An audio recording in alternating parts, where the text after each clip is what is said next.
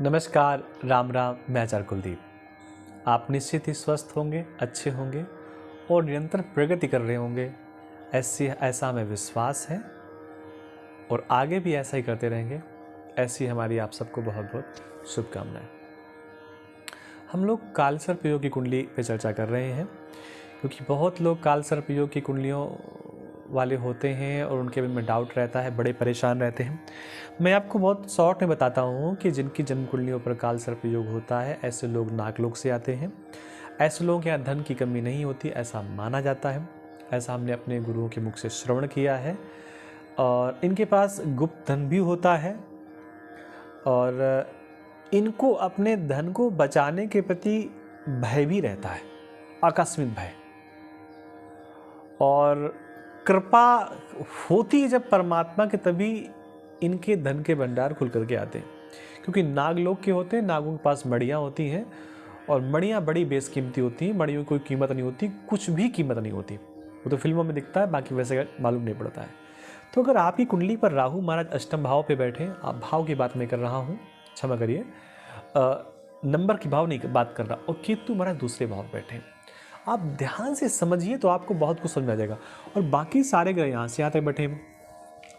अष्टम भाव व्यक्ति की आयु का भाव होता है, रिसर्च का भाव होता है, छुपा हुआ भाव होता है, हिडन भाव होता है। एक ऐसा डर है, नहीं है पता नहीं, लेकिन डर है। डरना चाहिए ये नहीं पता, लेकिन डर है, ऐसा मान करके आप चलिए। दूसरा भाव केतु का होता है, वाणी का होता है, धन का होता है, व्यक्ति की अपनी वाणी का होता है, अपने स्वभाव का होता है। तो यहां का राहु व्यक्ति को ऐसा भय देता है, ऐसा हिडन भय देता है, छुपा हुआ भय देता है, जिसके बारे में उसको जानकारी नहीं होती। जो काल सर्प बनता है उसको बोलते हैं कर्कोटक काल सर्प योग। रोग और दुर्घटना के से व्यक्ति को कष्ट उठाना ही पड़ता है, जिनकी कुंडली पर राहु और केतु का संयोग यहां पर होता है। या तो स्वयं व्यक्ति रोगी होगा या परिवार का कोई व्यक्ति रोगी होगा। उसके पास एक चीज और समझिए, धन की मैंने बात तो कही, लेकिन धन उसके अकाउंट पे होगा, ये गलत है, ये कहना गलत है। अकाउंट पे धन टिकेगा नहीं, वो किसी न किसी बहाने से निकलता रहेगा। अगर ऐसी स्थिति है, असाध्य रोगों से जूझना पड़ेगा ऐसे व्यक्ति को, असाध्य रोगों से। और कहीं नौकरी पर है, कहीं पद पर है, तो पद उन्नति पे भी व्यक्ति को समस्या मिलती। परिवार में धन बेवजह खर्च होता है तो मानसिक टेंशन व्यक्ति को बना रहता है, अगर केतु और राहु की स्थितियां इस प्रकार की हैं। कर्कोटक नामक काल सर्प योग का निर्माण होता है। शिव से प्रार्थना करनी चाहिए कि हे महादेव, आपके गले में तो सब प्रकार के सर्प रहते हैं, आपके आसपास तो सारे जीव जंतु रहते हैं, जितने विषैले जीव हैं सब आपके पास रहते हैं, सब आपके संरक्षण में रहते हैं। हमारे ऊपर भी कृपा करिए कि इनका जो नकारात्मक प्रभाव है वो सकारात्मक प्रभाव में परिवर्तित हो जाए। सांप का, सर्प का नकारात्मक प्रभाव सकारात्मक प्रभाव में कैसे परिवर्तित होगा? आप कल्पना करिए, सर्प आपके निकट बैठा है तो आप डरेंगे, लेकिन आपकी आंखों से सर्प दूर है। लेकिन कोई चोर, लुटेरा और कोई ऐसा व्यक्ति जो आपको नुकसान पहुंचाने वाला है, वो आपके पास अगर आना चाहता है, उसको सर्प दिख गया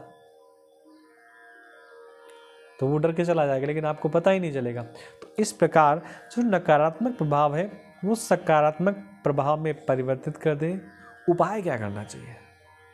उपाय बताया गया कि प्रतिदिन काली गाय को गुड़, रोटी और काले तिल एवं उड़द, काली गाय को गुड़, रोटी, काले तिल और काले उड़द, ये एक साथ मिक्स करके अगर काली गाय को खिलाया जाए तो इस वाले काल सर्प दोष से व्यक्ति को निजात मिलती है, उसको लाभ मिलता है। लेकिन ध्यान रखें, शिव को जल चढ़ाना बंद ना करें।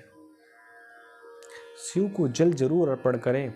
शिव को जल अर्पण करने से मानसिक बल मिलता है और कई ऐसे उपाय हम कर लेते हैं शिव को जल अर्पण करने से। जो समस्याएं हमारे जीवन में आती नहीं, उन उपायों के कारण। शिव को केवल जल अर्पण करने से बहुत सारी समस्याएं आएंगी तो, लेकिन पता ही नहीं चलेगा कि हमको उन्होंने परेशान भी किया और दूर चले जाएंगे। तो शिव को जल चढ़ाना बिल्कुल भी न छोड़ें अगर आपकी जन्म कुंडली पर काल सर्प दोष उपस्थित है। आपसे निवेदन है चैनल को सब्सक्राइब करें। मिलते हैं नई जानकारी के साथ। आप सबको राधे कृष्णा, नमस्कार, जय जगन्नाथ।